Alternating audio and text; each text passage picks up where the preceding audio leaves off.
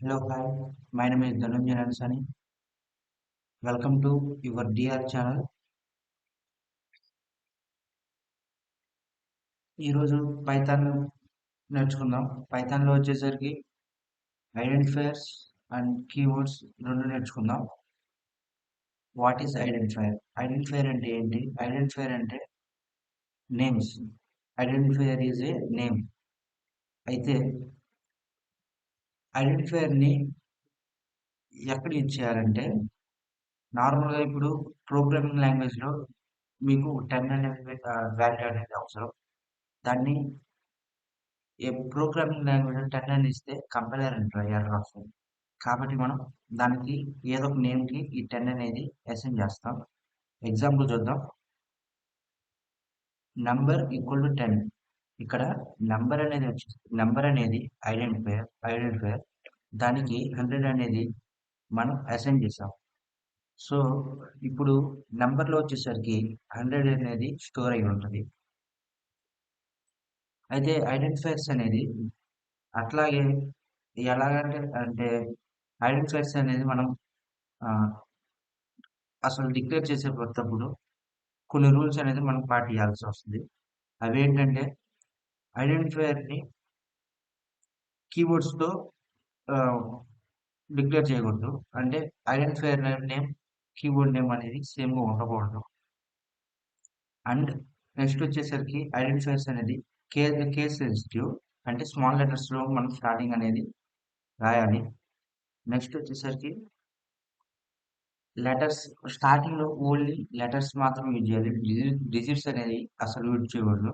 అట్లా యూజ్ చేసినప్పుడు compiler error వస్తుంది.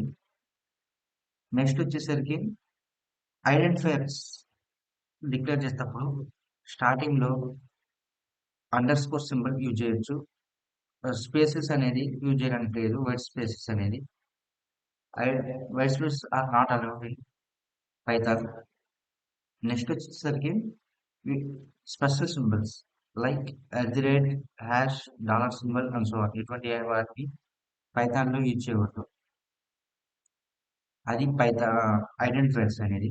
నెక్స్ట్ వచ్చేసరికి కీవర్డ్స్ అంటే ఏంటో keywords nothing but pre define reserve words, అంటే ఆల్రెడీ పైథాన్లో ప్రీ డిఫైన్గా ఉంటాయి. ఓకే, అసలు డెఫినేషన్ అనేది ఏంటంటే దీనికి a keyword is a reserve word that has a specific meaning and purpose within the language. These keywords are predefined and cannot be used for any other purpose such as naming variable, function or classes. అంటే Python అనేది already కొన్ని keywords అనేది inbuilt అయి ఉంటాయి. వాటి వాటిని మనం function names కానీ వేరియబుల్ నేమ్స్ కానీ మోడల్ నేమ్స్ కానీ యూజ్ చేయకూడదు. అలా యూజ్ చేస్తే కంపైలర్ వస్తుంది. ఓకే, పైథాన్లో వచ్చేసరికి 33 కీవర్డ్స్ అనేవి ఉన్నాయి. అవేంటో కూడా చూద్దాం. True, false, none, and, or, not, is, if, elif, else, while, for, break, continue, return, in, while, try, except, finally, raise, assert, import, from, as, class, left, pass, global, nonlocal, lambda, and with.